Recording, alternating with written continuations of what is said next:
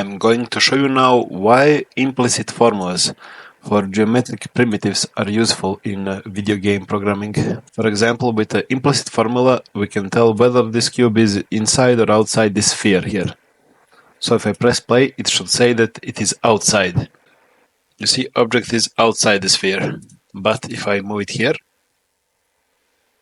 it will be something different. It will be in the sphere. So this is the formula. Basically, this is all you have to do in order to get the cube.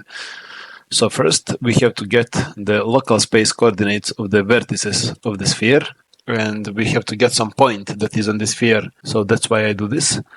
Then I get the radius of the sphere by getting the vector from center to the point position on the sphere. After that, I calculate the test object position, which is the center of that cube object you have seen, and I'm checking if it is inside the radius of this object position by doing squared magnitude.